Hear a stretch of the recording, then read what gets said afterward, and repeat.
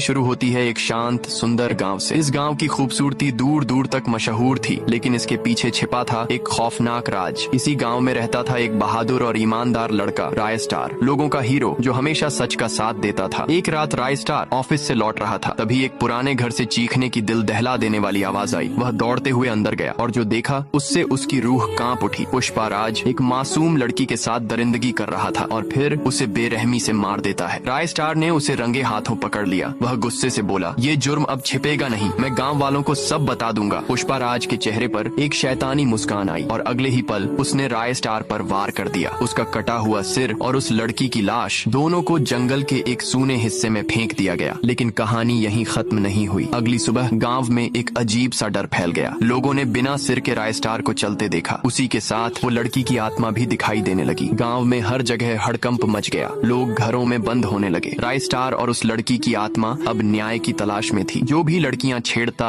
गलत नजर डालता, उसकी मौत रहस्यमयी तरीके से होने लगी। गांव के पापी लोग डर के मारे कांपने लगे और शरीफ लोग राहत की सांस लेने लगे। महाराज ज्ञान को जैसे ही यह सब पता चला, उन्होंने अपने बेटे पुष्पाराज से कहा, कुछ दिनों तक घर से बाहर मत निकलना। एक रात पुष्पाराज अकेला रास्ते से गुजर रहा था। चारों ओर अंधेरा और सन्नाटा। तभी सामने आया बिना सिर का राय स्टार। पुष्पाराज की रग रग कांपने लगी। वो पीछे हटने की कोशिश करता है, लेकिन राय स्टार धीरे धीरे उसकी ओर बढ़ता है और एक झटके में उसका काम तमाम कर देता है। सुबह गांव में मातम पसर जाता है। महाराज ज्ञान बेटे की लाश के पास पहुंचते हैं। वहीं पड़ा था राय स्टार का कटा हुआ शरीर, खून से लथपथ। गांव अब एक भूतिया गांव बन चुका था। एक रात राय स्टार एक और पापी के पास पहुंचता है और गरजते हुए कहता है, तू भी मरेगा जैसे पुष्पाराज मरा। तुम्हारे जैसे हैवानों की वजह से लड़कियां आज डर में जीती हैं। यह सब देख लेता है टाइटन और डर के मारे सब कुछ अपने पिता ज्ञान को बता देता है। महाराज ज्ञान तय करते हैं, अब इस रहस्य का अंत करना ही होगा। ज्ञान राय स्टार के पीछे पीछे जंगल की ओर जाते हैं। वहाँ एक पुरानी हवेली है जो सालों से बंद है। जैसे ही अंदर जाता है, एक सफेद धुएं की चादर उन्हें घेर लेती है। अगले ही पल सामने आता है खून से सना राय स्टार। सफेद धुआं हटता है और महाराज ज्ञान गायब हो चुके होते हैं। आगे ज्ञान भाई के साथ क्या होगा? क्या ज्ञान भाई जिंदा रहेंगे? भूतिया हवेली का क्या राज है? पार्ट 2 देखने के लिए 100 के लायक करा